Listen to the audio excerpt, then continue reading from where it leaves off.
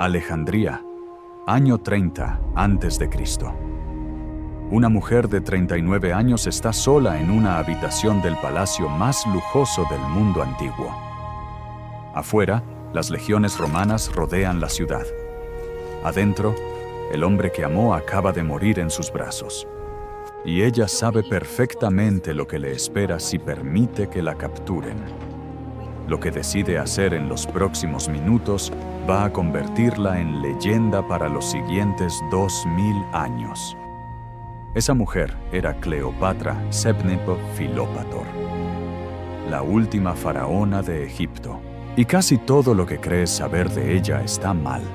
Antes de continuar, si te interesan historias como esta, de mujeres que cambiaron el mundo, de imperios que se derrumban, de decisiones que alteran la historia para siempre, suscríbete ahora. Cada semana traemos una historia que difícilmente vas a encontrar contada así en otro lado. Empecemos por donde nadie empieza nunca. Cleopatra no era egipcia, y tampoco lo era ninguno de los faraones que gobernaron Egipto durante los 300 años anteriores a ella. Cuando Alejandro Magno conquistó Egipto en el año 331 a.C., dejó el territorio en manos de uno de sus generales más brillantes, Ptolomeo. Con el tiempo, Ptolomeo se proclamó rey, fundó su propia dinastía, y durante siglos sus descendientes gobernaron el país del Nilo desde Alejandría. Eran griegos y macedonios, gobernando uno de los territorios más ricos y antiguos del mundo conocido. El detalle que muy poca gente conoce y que resulta fascinante es que durante casi 3 siglos, ningún miembro de esa dinastía aprendió a hablar egipcio. Se casaban entre hermanos para mantener la pureza de la sangre. Gobernaban un pueblo cuya lengua desconocían y cuya cultura observaban desde una distancia calculada. Para los Ptolomeos, Egipto era una herencia, no una identidad. Cleopatra rompió ese molde de una manera que sus predecesores nunca hubieran considerado necesaria. Según el historiador Plutarco, que la estudió con detenimiento a partir de fuentes de la época, Cleopatra hablaba al menos 9 idiomas: el griego, el egipcio, el etíope, el hebreo, el arameo, el árabe, el latín, el parto y el mediano. Era la primera faraona de su dinastía que se había tomado la molestia de aprender la lengua de su propio pueblo. Para los egipcios, ese gesto tenía un peso enorme. No era simplemente una reina extranjera, más que llegaba con guardias y decretos. Era alguien que podía mirarlos a los ojos y hablarles directamente, que se vistió con los atuendos sagrados de Isis, que participó en los rituales del templo con una convicción que sus antecesores nunca habían mostrado. Construyó una conexión con su pueblo que ningún Ptolomeo había logrado antes. Y esa conexión fue, durante 20 años, su mayor fuente de poder. Pero para entender a Cleopatra, hay que entender el mundo roto que heredó. Su padre, Ptolomeo XII, era un hombre débil que había llegado al poder comprando apoyos en Roma. Pagó cantidades colosales a senadores y generales romanos para que lo mantuvieran en el trono frente a sus propios rivales internos. Cuando murió, dejó Egipto empobrecido, con una deuda descomunal con Roma y con una sucesión complicada. Cleopatra, su hija mayor, tenía que gobernar junto a su hermano menor, Ptolomeo Tese, que en ese momento tenía apenas 10 años. Cleopatra tenía 18 años cuando se convirtió en faraona. 18 años, un país en deuda y un hermano niño cuyos consejeros ya maquinaban cómo quitarle el poder a ella. No tardaron mucho. En el año 49 a.C., los asesores de Ptolomeo XIII lograron lo que buscaban. Cleopatra fue expulsada de Alejandría por las fuerzas de su propio hermano y tuvo que huir al desierto, a la frontera con Siria, donde reunió un pequeño ejército con el poco dinero y los pocos apoyos que le quedaban. ¿Qué haces cuando tienes 22 años? Te han quitado tu trono, tu ciudad y tu palacio, y el enemigo es tu propio hermano de 10 años, manejado por adultos que te quieren muerta? La mayoría buscaría negociar, ceder, sobrevivir en segundo plano. Cleopatra apostó todo a una sola carta, la más arriesgada posible. Julio César llegó a Alejandría en el año 48 a.C. Venía persiguiendo a Pompeyo, su enemigo en la guerra civil romana. Pero cuando desembarcó, le entregaron la cabeza del general como obsequio diplomático. César, según las fuentes, lloró. No era lo que esperaba. Y en ese momento, Cleopatra entendió que tenía una ventana de oportunidad. Solicitó una audiencia. El problema era que los hombres de su hermano controlaban la ciudad, y si intentaba entrar, la capturarían antes de llegar al palacio. Entonces tomó una decisión que ha quedado grabada en la historia con una mezcla de admiración e incredulidad. Se hizo enrollar en una alfombra, y así, envuelta en tela, fue introducida clandestinamente en el Palacio Real y presentada ante el hombre más poderoso del mundo conocido. Detente un segundo en esa imagen. La reina de Egipto, heredera de 4000 años de historia faraónica, metiéndose dentro de una alfombra para burlar los guardias de su hermano de 10 años. Eso te dice todo sobre la desesperación del momento. Pero también te dice todo sobre su inteligencia. Sabía exactamente qué necesitaba. Sabía que solo había una forma de conseguirlo. Y la ejecutó sin dudar. César quedó completamente cautivado. No tanto, según los cronistas, por su apariencia física, sino por algo más difícil de describir y más difícil aún de resistir. La historiadora Stacy Schiff, que le dedicó una biografía monumental basada en fuentes primarias, señala que Cleopatra tenía una capacidad extraordinaria de adaptación conversacional. Hablaba latín con César. Sabía de historia, de filosofía, de política, de estrategia militar. Podía discutir cualquier tema en el terreno de cualquier interlocutor. El historiador Apiano escribió que era irresistible no por su belleza, sino por su capacidad de persuasión. La alianza fue inmediata. César apoyó militarmente a Cleopatra. Las fuerzas de Ptolomeo XIII fueron derrotadas, y el joven hermano murió ahogado en el Nilo mientras intentaba huir. Cleopatra recuperó su trono, y entonces hizo algo que sorprendió al mundo romano. Viajó a Roma con César, con su hijo Cesarión, que era hijo de ambos, y se instaló en la ciudad como invitada oficial.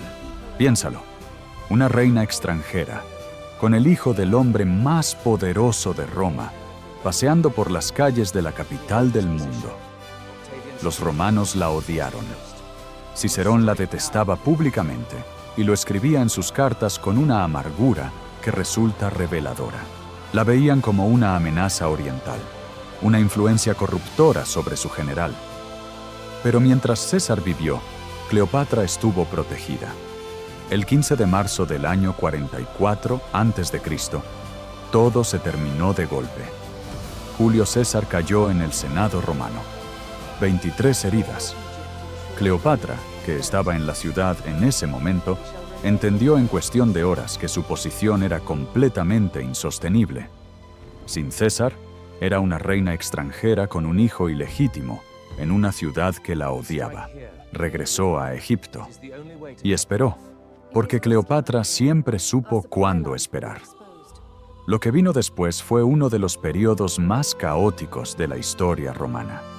El mundo mediterráneo se partió en dos: los que habían eliminado a César, encabezados por Bruto y Casio, y los que querían vengarlo, liderados por Marco Antonio y el joven Octavio, sobrino adoptivo del dictador.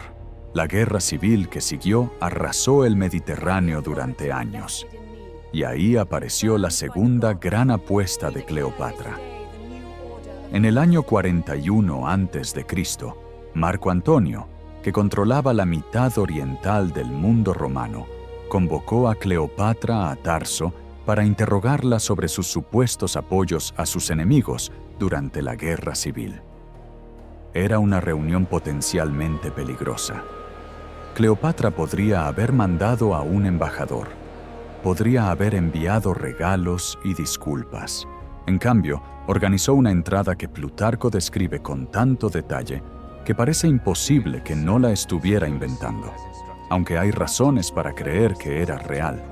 Cleopatra llegó navegando por el río Citno en un barco con las velas teñidas de púrpura, los remos chapados en plata, y ella misma recostada bajo un toldo dorado, vestida como Afrodita, rodeada de niños disfrazados de Cupido y mujeres vestidas como las Gracias y las Nereidas. El aroma a incienso llegaba a la orilla mucho antes que el barco. La ciudad entera salió a ver el espectáculo. Marco Antonio se quedó solo en su trono, mientras la multitud que debía recibirlo lo abandonaba para ver pasar a la reina. No era teatro vacío. Era un mensaje político perfectamente calculado. Soy tu igual, no tu subordinada. Y ese mensaje llegó con una precisión quirúrgica. La relación entre Cleopatra y Marco Antonio duró más de una década y produjo 3 hijos. Pero más allá de lo personal, era una alianza geopolítica que tenía una lógica impecable. Cleopatra necesitaba la protección militar de Roma para mantener su independencia. Marco Antonio necesitaba la riqueza de Egipto para financiar sus costosísimas campañas militares en Oriente. Se necesitaban mutuamente de una manera que ninguno podía fingir.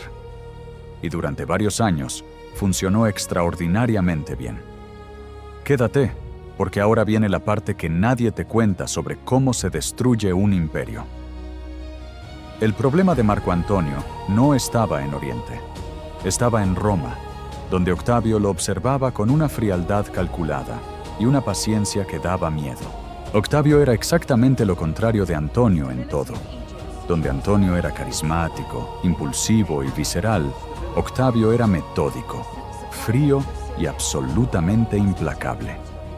Y Octavio comprendió algo que en el mundo antiguo muy pocos entendían con esa claridad. La narrativa pública era un arma tan letal como una legión. Comenzó una campaña de propaganda sistemática.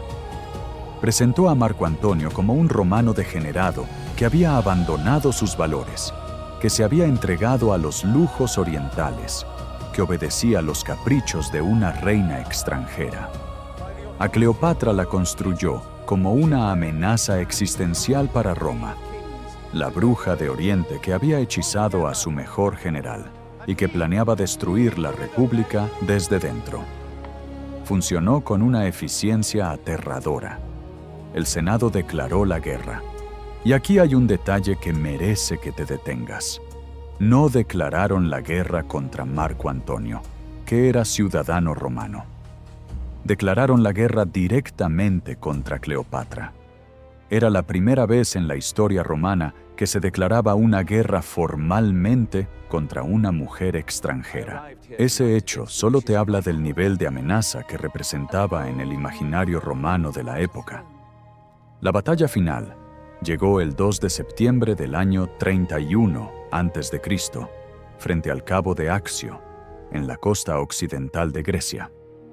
Las flotas combinadas de Marco Antonio y Cleopatra se enfrentaron a la flota de Octavio en lo que sería el combate naval más decisivo de la era antigua. Lo que ocurrió exactamente dentro de esa batalla ha generado debate entre los historiadores durante siglos.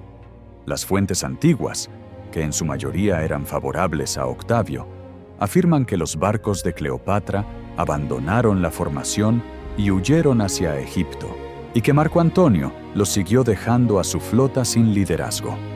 Otras interpretaciones, más recientes, sugieren que la retirada fue una decisión táctica ante una batalla que ya estaba perdida, un intento de salvar los barcos para proteger Egipto y tener algo con qué negociar después. Nunca sabremos la verdad con certeza. Lo que sí sabemos es que después de Accio, el tiempo se acabó para los dos. Octavio avanzó hacia Alejandría. Marco Antonio, desesperado y desinformado, recibió el rumor falso de que Cleopatra había muerto. No resistió. Se quitó la vida, aunque según las crónicas lo hizo de manera torpe y tardó horas en morir. Lo llevaron ante Cleopatra, que seguía viva, y exhaló su último aliento en sus brazos. Y entonces ella se quedó completamente sola. Intentó negociar con Octavio. Hay indicios de que intentó usar con él la misma estrategia que había funcionado con César y con Antonio. Pero Octavio era diferente, radicalmente diferente.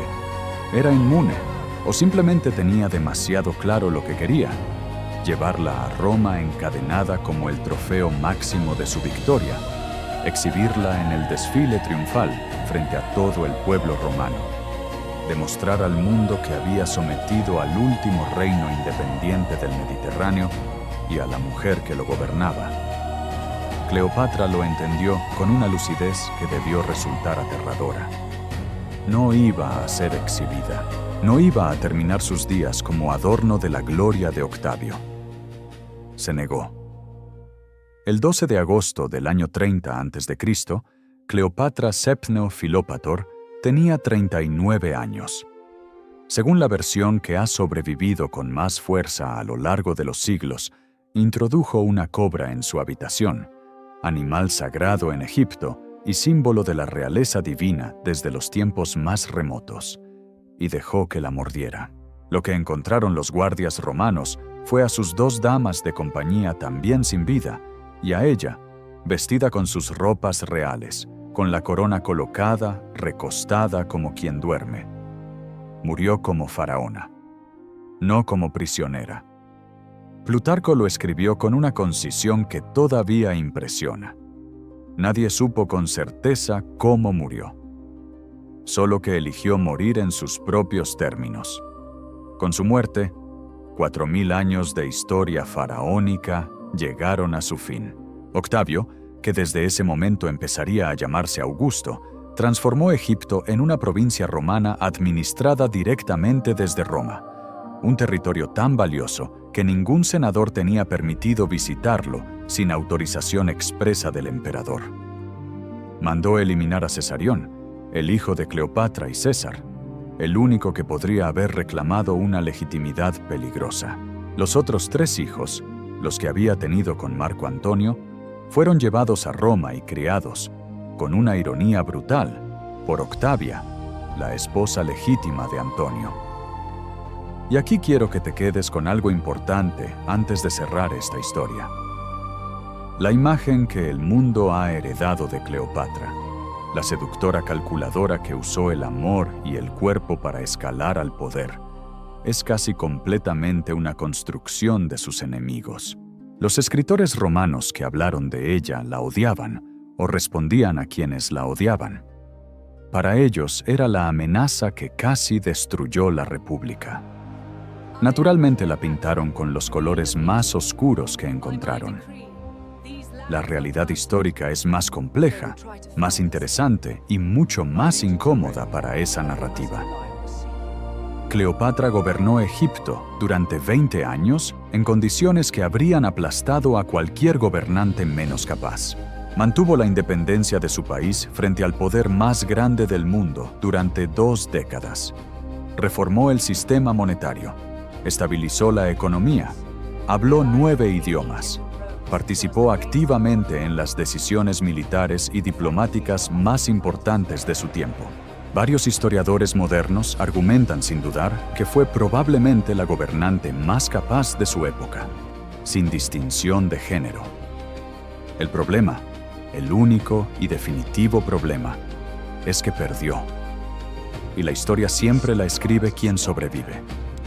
Si Accio hubiera tenido otro resultado, si Marco Antonio hubiera triunfado, hoy hablaríamos de Cleopatra como la gran arquitecta de un mundo mediterráneo unificado, y Octavio sería el tirano que intentó destruirlo. Así funciona la memoria histórica.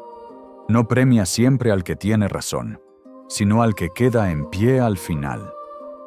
Cleopatra eligió no quedarse en pie en condiciones de humillación.